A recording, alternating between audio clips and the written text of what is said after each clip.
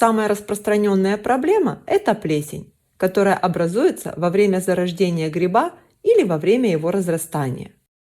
Чтобы избежать плесени, нужно хорошо знать технологию выращивания гриба. Правильный способ вырастить чайный гриб с нуля. Для успешного приготовления чайного гриба с нуля вам понадобятся черный чай, зеленый чай, сахар и яблочный уксус. Пошаговая инструкция. Первое. Приготовьте чистую литровую банку. Использовать емкость большего объема нельзя. Перед использованием обдать внутренность банки кипятком. Очень важный момент. Ни в коем случае не используйте для мытья банки синтетические моющие средства. Достаточно обычной пищевой соды. Второе. Приготовьте крупнолистовой китайский чай без красителей, добавок, ароматизаторов. Запомните, годятся только чистые чаи без добавок. Мы рекомендуем использовать одновременно и зеленый, и черный чай. Так вы в конечном итоге получите большее количество полезных бактерий. Третье. Приготовьте натуральный 6% яблочный уксус. Он нужен для того, чтобы подавить возникновение плесени до начала формирования гриба. Если у вас нет натурального уксуса, тогда можно использовать обычный 9% столовый уксус. Четвертое. Приготовьте сахар свекольный. Пятое. Приготовьте чистую фильтрованную воду. Ее нужно закипятить и остудить до комнатной температуры. Шестое. Налейте воду в банку, добавьте 2 столовые ложки сахара и размешайте. Добавьте 2 столовые ложки яблочного уксуса. Добавьте в банку пол чайной ложки черного чая и пол чайной ложки зеленого чая. Перемешайте. Седьмое. Горлышко банки закройте марлей и закрепите марлю резинкой вокруг горлышка. Восьмое. Поставьте банку в место, где ее никто не будет трогать в течение 2-3 недель. Важно правильно выбрать место для хранения настоя, так как банку нельзя перемещать в процессе созревания гриба. Это должно быть место с температурой на уровне 25-27 градусов. Помните, при 17 градусах рост гриба останавливается. Необходимо также исключить возможность попадания солнечных лучей на банку. Когда пленка гриба будет хорошо заметна и достигнет толщины около 3-5 мм, гриб готов к пересадке. Показателем полного созревания гриба является запах уксуса. Первое. Настой нужно перелить в 3-литровую банку. Важно не деформировать сам гриб, он уплотнится только через пару месяцев. В 3-литровой банке грибу будет достаточно места, чтобы свободно расти. Второе. Долить в банку сладкий чай. Можно использовать черный или зеленый чай, сахар по вкусу. Третье. Банку не нужно закрывать крышкой, достаточно завязать отрезом марли. Четвертое. Банку с настоем необходимо поставить в теплое место. Поверхность гриба со временем становится пористой. Через полгода гриб достигает необходимой консистенции. Уход за чайным грибом камбуча. Выращивание чайного гриба в домашних условиях с нуля – это еще половина дела. Вторая не менее важная половина – правильный уход за грибом.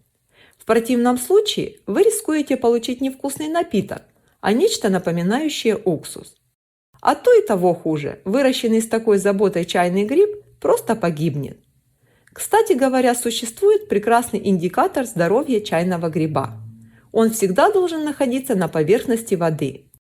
Если ваш гриб опустился на дно, либо после доливки заварки отказывается снова всплывать, очень высока вероятность, что он заболел. Если чайный гриб заболел, вы допустили оплошность в уходе, а значит его необходимо лечить. Причем во всех случаях без исключения лечение одно – чистота и правильный уход. Следите, чтобы толщина гриба не превышала 4 см. Смело снимайте верхний слой и опускайте в другие емкости. Нижние темные слои считаются самыми полезными и продуктивными. Один раз в 2-3 недели обязательно устраивайте чайному грибу банный день. Сам гриб очень аккуратно извлеките из банки, положите на широкую тарелку, стараясь сильно не деформировать. Жидкость, в которой находился гриб, тщательно процедите при помощи марлевой ткани и перелейте в чистую 3-литровую банку.